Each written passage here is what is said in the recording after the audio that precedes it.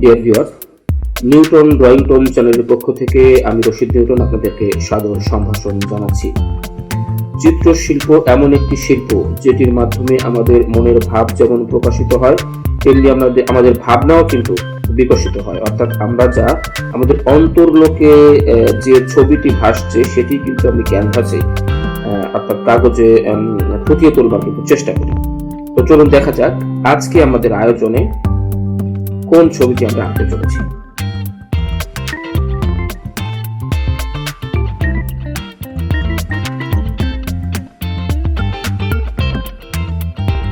ছবি আঁকার কিন্তু কিছু নিয়ম কানুন রয়েছে। অর্থাৎ যারা জাত শিল্পী তারা কিন্তু আসলে তাদের ভেতরের প্রতিবিম্বটাকে কাগজে ফুটিয়ে তোলার চেষ্টা করে, তাতেই একটি সুন্দর ছবি হয়ে যায়। তবে কিছু নিয়ম কানুন কিন্তু রয়েছে, আর্টেরও কিন্তু কিছু গ্রামার রয়েছে। আমরা যেমন ছোটবেলায় অ আ ক খ শিখে কিন্তু আমরা পড়তে শিখেছি, লিখতে শিখেছি, আর্টেরও তেমন কিছু নিয়ম কানুন রয়েছে। আমরা আমাদের ড্রয়িং গুলোর মধ্যে দিয়ে সেই গ্রামার গুলো আপনাদেরকে দেখিয়ে দেবার চেষ্টা করব, শিখিয়ে দেবার চেষ্টা করব, একসঙ্গে শিখবার চেষ্টা করব।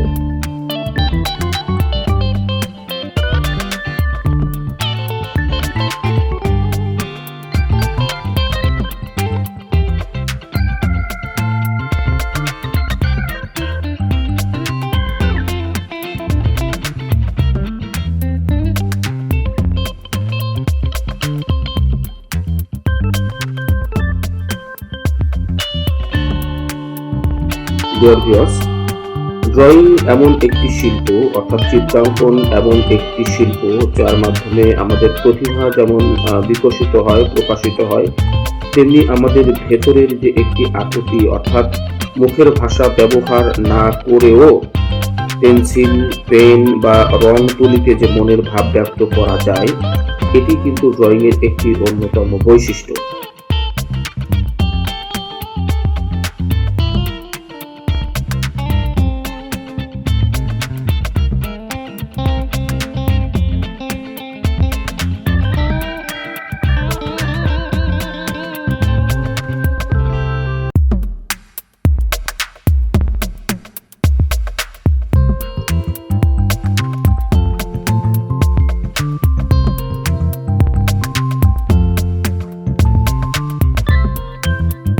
ডিয়ার ভিউয়ার্স, শেষ হয়ে এলো আমাদের আজকের ড্রয়িং। আপনারা দেখতে পেয়েছেন যে ছবিটি আমি এতক্ষণ ধরে আঁকার চেষ্টা করছিলাম সেটি কিছুটা কিন্তু শেপে নিয়ে আসতে পেরেছি। অর্থাৎ নিশ্চয়ই আপনারা বুঝতে পারছেন যে স্টেপ বাই স্টেপ একটি নিয়মতান্ত্রিক ধারাবাহিকতার মধ্য দিয়ে কিন্তু আমরা এই ছবিটি, এই ড্রয়িংটি বা এই চিত্রটি কিন্তু শেষ করবার চেষ্টা করলাম। আর্টের মধ্যে কিছু গ্রামার রয়েছে, কিছু নিয়ম কানুন রয়েছে যেগুলো জানলে আসলে ড্রয়িংটা ভীষণ সহজতর হয়ে ওঠে এবং অত্যন্ত জীবন ঘনিষ্ঠ বা জীবন্ত মনে হয় সেই ড্রয়িংটি।